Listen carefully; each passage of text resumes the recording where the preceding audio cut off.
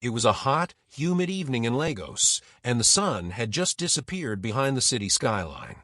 Nkem and her friends Toby, Saad, and Chima sat on the curb of their neighborhood, daring each other to prove their bravery. "Who's scared?" Toby laughed, kicking a pebble down the road. "I bet none of you have the guts to take the old road to Bar Beach tonight." Saad shivered. "I heard people disappear there. Some say they never come back." "Stories," Nkem said, rolling her eyes. "I'll go. Watch me." With that, the group approached the overgrown road. Vines crawled across the cracked asphalt, and the streetlights behind them flickered, fading, as they stepped forward. The air grew heavy, almost thick, carrying the faint smell of salt and decay. Even the cicadas seemed to fall silent. As they walked, the shadows between the trees seemed to twist unnaturally. Every rustle of leaves sounded like footsteps. Chima joked nervously, "Maybe it's a ghost waiting to greet us." Suddenly, Toby froze.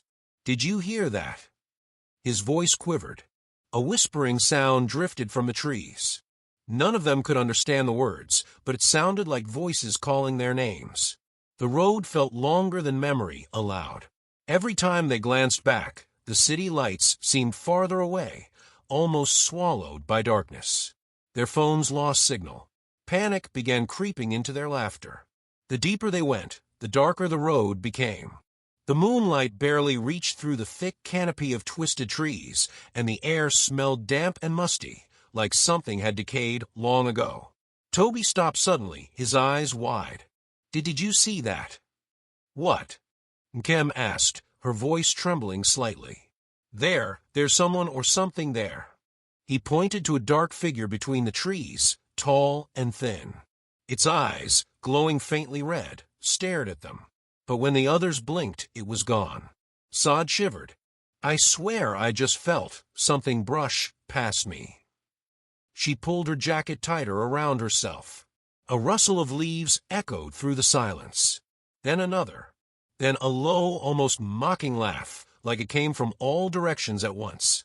The friends huddled closer, each step echoing unnaturally on the cracked road. Chima tried to laugh it off, but his voice cracked. "It's just shadows, probably some kids messing with us, right?" "Not this time," Toby said, voice tight. "This isn't like anything I've ever felt. It's alive." Suddenly, a cold breeze whipped through the road, carrying whispers so faint they could barely hear them, but unmistakably they were saying their names. Saad screamed as something unseen yanked at her backpack. She fell forward, barely catching herself. Nkem grabbed her arm. "Hold on. Don't let it pull you." Chima froze in terror. "It's moving. The shadows, they're moving." The figure reappeared, closer now, its glowing eyes sharper, staring straight at Nkem. It didn't walk. It glided silently, like it was part of the shadows themselves. "Run!" Nkem shouted. They sprinted forward, the road stretching endlessly before them, as if the night itself was warping to keep them trapped. Every step brought new whispers, new shadows twisting between the trees, and a chilling realization struck them all. They were no longer alone on the road, and the road itself was hungry. After what felt like hours, the road opened into the familiar sands of Bar Beach. The waves were quiet, eerily glowing under the moonlight. The sight should have brought relief, but it did not. Shapes moved beneath the water, dark, fluid, and unnatural. Glowing eyes stared from beneath the waves, fixated on the intruders. The wind carried low, mournful whispers, like a chorus of warning voices. "Run," Nkem hissed, but was already too late. Toby was pulled toward the surf by invisible hands. He struggled, screaming, and then disappeared beneath the waves. Panic erupted. Saad and Chima tried to flee, but the water seemed to reach out, pulling at their legs, dragging them inch by inch. Nkem screamed for them to fight, but the more they struggled, the stronger the pull became. Finally, Chima vanished into the surf, leaving only a swirl of dark water. Saad collapsed onto the sand, sobbing. Nkem grabbed her, running toward the beach edge, but even then, the shadows seemed to follow her every move. The air was filled with whispers, angry, mocking, and hungry. The beach had turned into a trap, and Nkem realized that those who walked this road at night were not meant to leave. The first slivers of sunlight painted the sky in pale orange and pink. The roar of the ocean now sounded almost gentle, hiding the horrors of the night. Nkem sat on the edge of Bar Beach, her clothes torn and wet, sand clinging to her arms and face. She was alone.